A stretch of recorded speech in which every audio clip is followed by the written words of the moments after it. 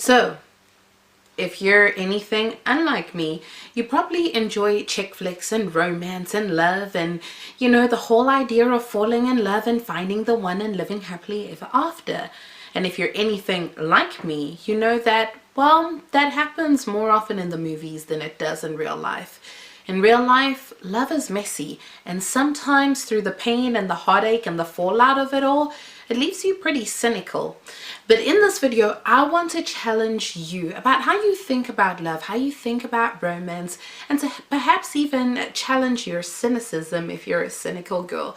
So stick with me, because in this video, I will be giving you the cynical girl's guide to romance.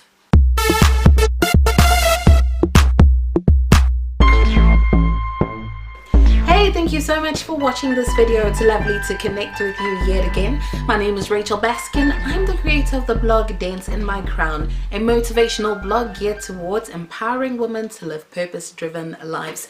Thank you so much for letting me hang out with you in this video. Thank you for chilling with me in my home. Yesterday I'm recording at home. It just didn't work for me to go to the office this morning and, blah, blah, blah. It was a whole bunch of drama. So I'm working from home today, which is pretty cool. I've actually kind of missed it, but I've also really been enjoying having the office space and setting up our studio and stuff like that. So yeah, but anyways, I'm recording from home today, and I've been wanting to do this video for a long time. This video, it actually started out as a blog. Well, first I was gonna do it as a blog, then I was gonna do it as a video, then I wrote the blog, which is up on my site, danceinmycrown.com, and then I decided, well, let me make the video about this anyway, because I'm pretty passionate about this topic, which is about a cynical woman finding love. And just in case you don't know, the cynical woman was me. I was very, very cynical when it came to love, and yet now, as things stand, I mean, like, in a few short weeks, I will have been married for 5 years. So how does that happen from cynical to happily ever after, right? And like I said to you, if you're anything unlike me, I do not do chick flicks, simply because everyone lived happily ever after. The girl's always super pretty, the guy's always super hot, and they always land up happily ever after. But then in my own life, I actually found that there was so much that happened with regards to love and romance that was actually pretty deceptive and brought about a lot of heartache for me. And so because of that, I had a very negative and very cynical view of love very, very young. Like, I promise you, by the time I reached my teenage years, I was so cynical about love. It was crazy. And part of the cynicism is because I grew up in a home where good, true romantic love was not modeled to me. My parents didn't have the best of marriages, and that formed a lot excuse me, I'm recovering from having laryngitis. But anyways, what was I saying? My parents. So yeah, they didn't have the best of marriage, and because, growing up in a home where there was that tension between my parents, it formed a lot of how I viewed love and my perception of love and what I thought love was. And seeing them struggle through their marriage, I thought to myself, listen, if this is love, I don't want it. And then it wasn't just my parents. It was like, as I looked around in the world, there didn't seem to be many people thriving at this whole love thing, like you read celebrity tabloids or whatever, and this one is getting divorced and that one's getting divorced, and this one left that one for this one who's dating that one. Like, it was just all so convoluted. And I was like, wow, this love thing just doesn't make anyone happy. And like, people who supposedly fall in love fall out of love just as quickly, like celebrity cheating scandals are just like, it's a thing that happens every day, right? And I was just like, I'm over it. And then not just celebrities, like I'd see my friends or people at school, like today this boy and this girl are dating and they're together for a while, then they break up and then they move on with other people. And I was like, listen, I feel like this love thing is just more trouble than it's worth. And if that's the situation, then I'm not interested in it. So like I said, by the time I reached my teenagers, I was very cynical when it came to love. And I do want to give a disclaimer here and say that when I say I was cynical, that doesn't mean that I was kind of weirdly not attracted to men or, you know, boys or guys or whatever. Like, I had my fair share of crushes. Like, I knew a good looking guy when I saw one, but the thing is, I never felt the need to try and, like, you know, get the guy's attention or anything like that. Excuse me, that was like a school bus driving past, excuse the noise.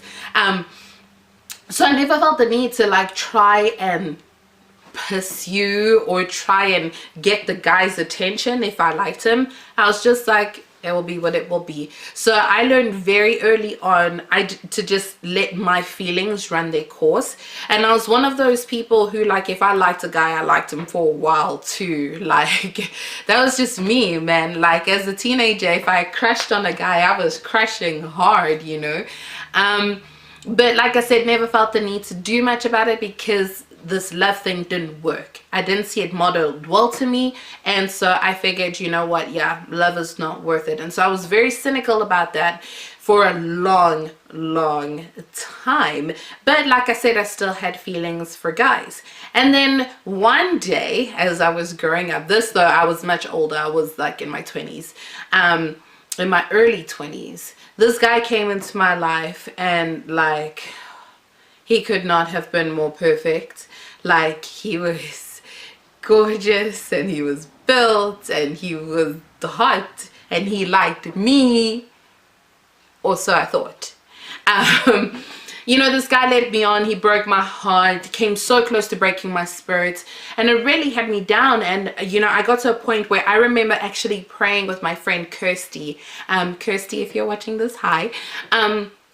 But yeah, I remember saying to God in Kirsty's car, I was like, Lord, I don't want a man until I'm 30. I really don't. Like, I don't want to do this love thing. So like, give me a decade, and then when I'm somewhere in my 30s, we'll revisit this whole love situation. But as you can see, that did not happen. I'm not 30 yet. 29. And I'm married, and I've been married for almost 5 years. So how did we go from praying in a car, God don't give me a man till I'm 30, to almost married for 5 years with 2 kids? Well, through growing up, I came to realize 2 things that I want to share with you that I really hope will have a profound impact in your life and how you view love and romance in the same way that it did with me. The first thing that I want to share is that basically your view of love, or your understanding of it, or whatever you've experienced, is not necessarily all that there is. All the bad that you may have seen is not all that there is. All the hurt that you've experienced is not all that there is. You know what I'm saying? Like, there is a happily ever after. The thing is, happily ever after is not easy. Happily ever after takes work. And the reason why most people don't live happily ever after is because sometimes we're just not good at working hard at the relationships that matter most to us. You know what I mean? Like, I have observed in people's lives, and sometimes I've been guilty of this myself, if I'm honest with you.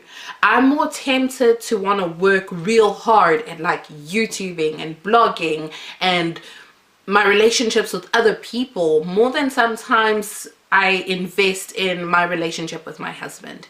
And that's wrong. And I've observed that there's a lot of people who do that too. Like, let's take the stereotypical example of husband and wife. Wife is home with the kids. Kids have been going bonkers all day, or the kids have been good all day. Actually, let me give you an example from the movie Sing, because this demonstrates that really well. My kids are loving Sing at the moment, and honestly, I'm loving Sing too, because it's not Madagascar and Cars and like all these other movies that I've seen a million times now. So Sing is the new one that we've watched it a couple times, but I'm still enjoying it.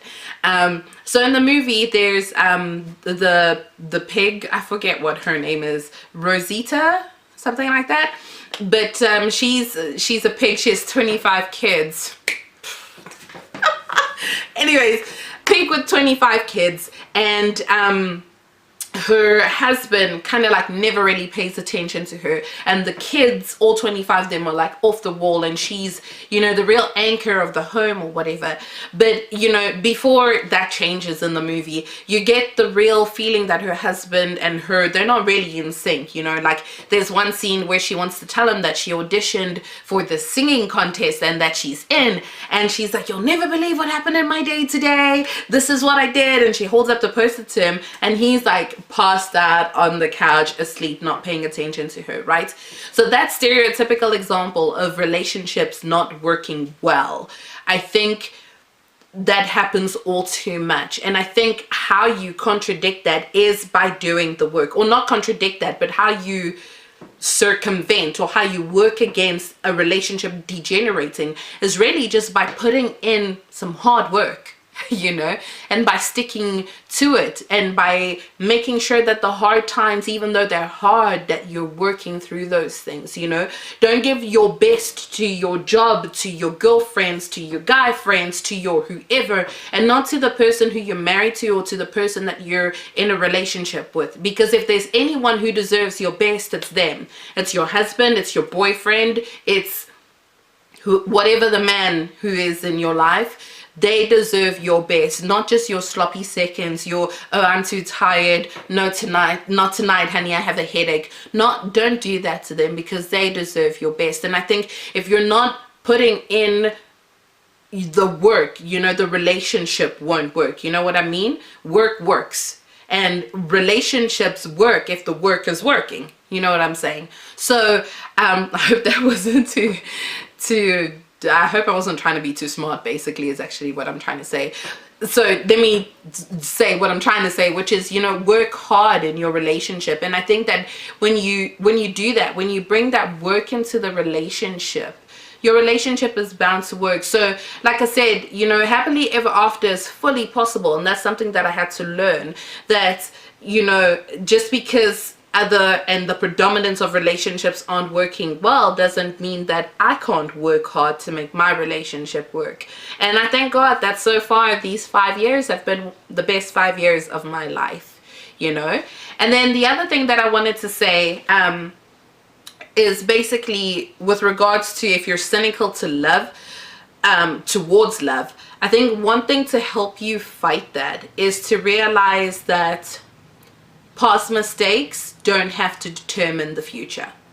And by that I mean, if you have been dating, or if you were even engaged, or if you're married and you feel like the marriage isn't working or whatever, try do something different. Don't just resign yourself to the fact that, well, this relationship is doomed to fail just like all the others. That doesn't have to be the case. And one thing that was hugely profound for me was to realize that my parents' marriage, even though it didn't work and they got divorced, that does not have to be my story. And the celebrities, the tabloids, the stuff that you see of relationships breaking down everywhere, the scary divorce statistics that we hear. The last time I heard a divorce statistic, it was something like 2.5 marriages out of 3 end in divorce. Like, that's frightening, right? And that makes you think, why do this marriage thing if it feels like they're falling apart left, right, and center? But here's the thing, I came to realize that other people's stories don't have to be yours, because you're in charge of your story, because you have this amazing thing called choice. You can choose to do something different. And when you choose to do something different, and then you put in the work that I was talking about, you get a different result. You get success in your relationship. You get to live happily ever after. But that's not easy. You've got to choose to do that. And it can be hard to make that choice, because like I said, it feels like so much of the relationships that we see around us, whether we grew up in a broken home, or we seeing the relationships of the people that we care about break down, or you're looking at the tabloids on the internet or whatever, it feels like relationships suck and they don't work, right? But I don't think it's true. I don't think that has to inform, or I don't think that has to shape how your relationships pan out, because you're in charge of how relationships pan out. I've said it before and I'll say it again.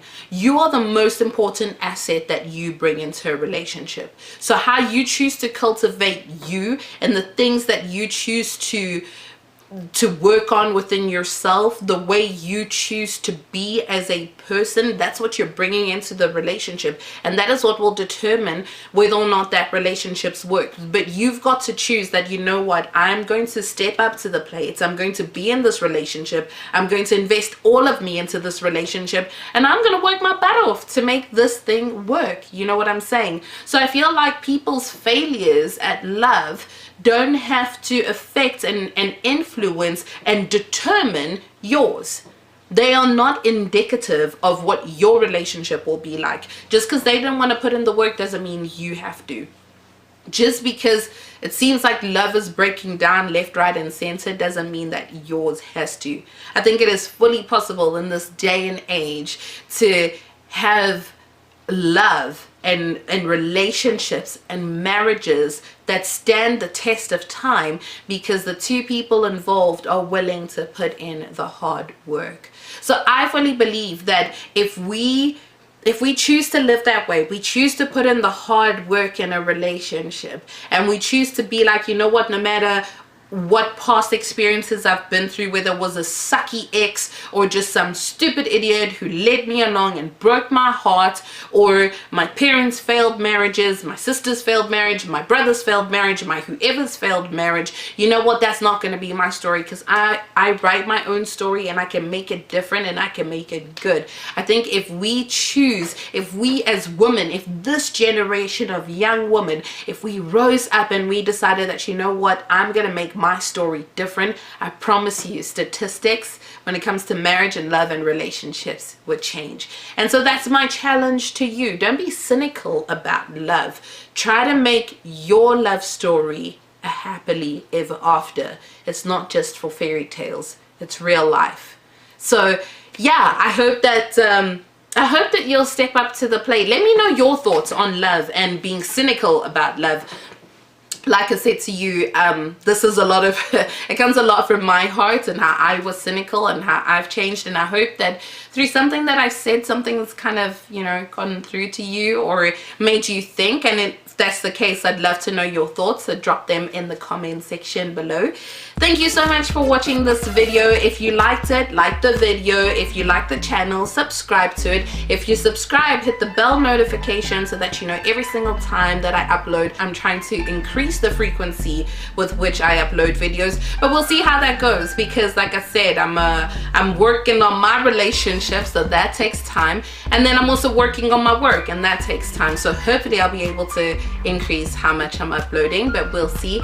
But in the meantime, do feel free to head over to the channel, check out more videos that are on there, check out the blog danceinmycrown.com, and as you do that, I just hope that you are blessed and encouraged and motivated by everything you read and watch and listen to.